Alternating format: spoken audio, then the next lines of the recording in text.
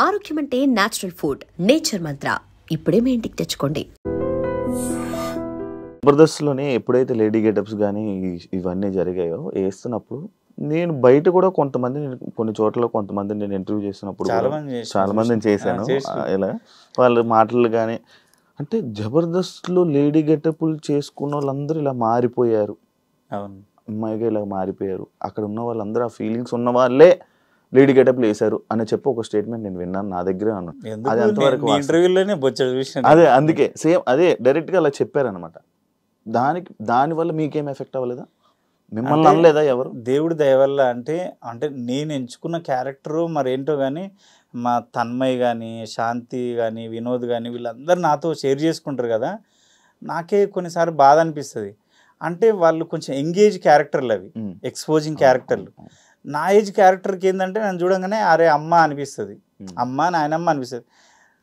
నన్నైతే ఇంతవరకు నాకు అలాంటి వాడు రాలే, నాకు అలాంటిది ఎక్కడ జరగలే. కాకపోతే వాళ్ళకి జరిగితే నాకు జరిగినట్టే, ఎందుకంటే వాళ్ళు ఉన్న ప్లేస్లోనే నేనున్నా. నన్ను అనకపోయినా వాళ్ళకి అంటే నన్ను అన్నట్టే, నాకు బాధ అనిపించేది. కానీ అందరూ అదే ఫీలింగ్తో ఎందుకుంటారు చెప్పు? ఇప్పుడు కమల్ హాసన్ గారు వేసారు అంటే కమల్ హాసన్ గారి మైండ్లో కానీ బాడీలో కానీ లేడీ తత్వం ఉందా? ఎన్టీఆర్ గారు వేసిండ్రు, రాజేంద్ర ప్రసాద్ గారు వేసారు. ఆ క్యారెక్టర్ అనుకోవచ్చు కదా. కొంతమంది ఏంటంటే మొన్న ప్రియాంక కానీ, తన్మయ్ కానీ, చిన్న సాయి, శాంతి, అంటే కొంతమంది ఏంటంటే వాళ్ళ హార్మోన్స్ ప్రాబ్లము, అది తప్పు పట్టలేము.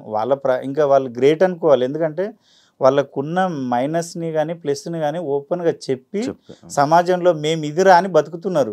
ఆ విషయంలో గర్వించాలి. ఇంకా ఒరే చాలా మంది పైకేమో మొగోళ్ళ బట్టలేసి లోపల నంపుసుగుడిలా ఉండి బతికేస్తారు, అది వేస్ట్ కదా బతుకు. ఈ విషయంలో హ్యాపీ అనుకుంటా నేను. గ్రేట్ వాళ్ళు, మనకన్నా గ్రేట్. నేను ఇదిరా అని సమాజానికి చెప్పి హ్యాపీగా బతుకుతారు. అదైతే నువ్వు అన్నది తప్పుగా అర్థం చేసుకోద్దబ్బా, పాపం చాలా మంది బాధపడతారు వాళ్ళు, తెలుసా? అరే గీడ ఇట్లా అట్లా నన్నే అడుగుతారు. నన్ను ఏమంటారు అంటే బయట ఎక్కడికన్నా పోతే వాళ్ళు మారిపోయారు కదా, ఇది కదా, అవునా అన్న, అట్లనా అన్న, ఇట్లనా అంటే అరే మీకు ఏం తెలుసు అని మీరే జడ్జిమెంట్ చేస్తారు.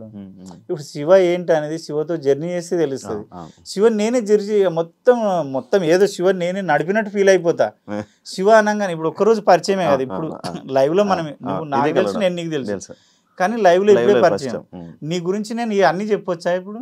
నాకేం తెలుసా అని అలా అలా మాట్లాడుకుంటూ ఉంటాం. కానీ అది నేను అందరు చెప్పేది ఏంటంటే ఒక కళాకారుడిగా చూడండి, కానీ అట్లా అనకుండా అని.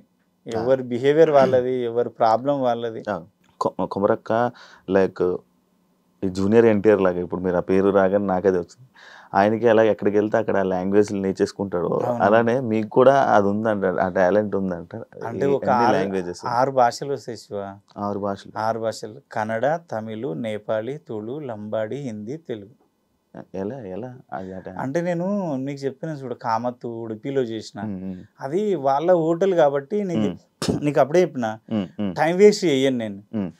నేను వెయిటర్గా పనిచేసేటప్పుడు నా పక్కన నేపాలీ వాళ్ళు ఉండేవాళ్ళు. నేను ఏమనుకుంటా అంటే నెలకు ఒక బీరు, ఒక సినిమా చూపిస్తుంటే ఒక బీరు దాపుతుంటే అరే నాకు భాష నేర్పురా అంటుంటే, వాడు ఏమంటుండే ఆ బీర్ ఆశకో మరి బిర్యానీ ఆశకో నేను మాట్లాడకపోయినా వాడు మాట్లాడిస్తుండే నేపాలి. నా పక్కనే కదా. నేను ఏమనుకుంటా అంటే నా లైఫ్లో భగవంతుడు ఇచ్చిన టైం అంతా ఎలాగో గడిచిపోతుంది, ఈ టైంలోనే ఏదో ఒకటి నేర్చుకోవాలి. కనీసం నా ఫ్రెండ్స్ హిందీ నేర్చుకోనరా అంటే నేర్చుకోలే. నేను రోజు నేపాల్లో మాట్లాడుతాను, రోజు 2 మాటలు, దాయ్ రామ్రో దాయ్, కుటజాలజ్ దాయ్, 2 పదాలు, రోజుకు 2 అట్లా. కన్నడ అయితే అనర్గళంగా మాట్లాడతా. అసలు నేను ఎవరితో మాట్లాడినా మీది కర్ణాటకనా అంటారు.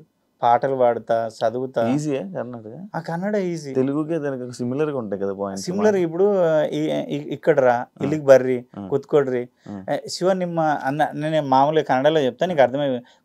ಶಿವ ನನ್ಗೆ ಭಾಳ ದಿವಸ ಇಂದ ನಿಮ್ಮ ಇಂಟರ್ವ್ಯೂ ನೋಡ್ತಾ ಇದ್ದೀನಿ, ಎಷ್ಟೋ ಜನ ಇಂಟರ್ವ್ಯೂ ಮಾಡಿದ್ಯಲ್ಲ, ಅದರಲ್ಲಿ ನೀನು ಕ್ವಶನ್ ಮಾಡಿದ ಮೂಮೆಂಟ್ ಇದೆ ನೋಡು, ಸ್ಟೈಲು ನನಗೆ ತುಂಬ ಇಷ್ಟಬ್ಬ.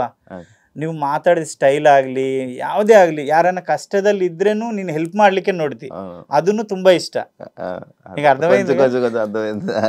హెల్ప్ చేయాలన్నా కూడా నువ్వు చేస్తావా? ఎవరైనా కష్టాల్లో ఉన్నా ఆర్టిస్టులు కొంచెం అటు ఇటు ఉన్న వాళ్ళని తీసుకొచ్చి కూర్చోబెట్టి అవి చేస్తావా అని. ఈజీ కొంచెం అర్థమవుతుంది, ఈజీ అర్థమైంది. అది నేపాలీ కన్నడనేమో హోటల్లో నేర్చుకున్నా, కంపెనీలోనేమో తమిళ్ నేర్చుకున్నా, లంబాడీ హిందీ అంటే ఊర్లో నేర్చుకున్నా. ఓకే.